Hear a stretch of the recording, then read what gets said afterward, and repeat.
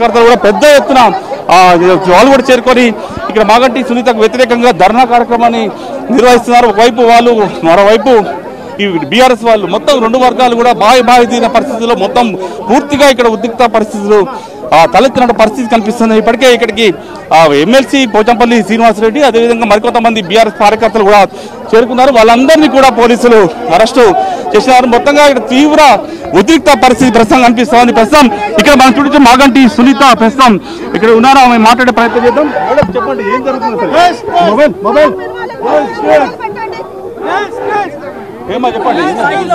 పోలీసులు దౌర్జన్యంగా క్యాండిడేట్ కూర్చోబెట్టి లేరని చెప్తే ఆ కట్టెన్ చాటున మేము తోసుకొని వస్తే నన్ను కూడా తోసేస్తే నేను వాళ్ళని తోసేసి లోపలికి వస్తే వీళ్ళు కూడా నాతో పాటు వస్తే లోపల అందరూ దొరికి మమ్మల్ని చూసి పారిపోయారు.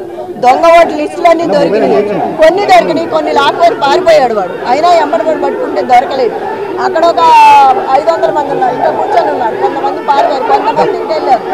ఇది అడిగినందుకు మమ్మల్ని ఇలా చేస్తున్నారు.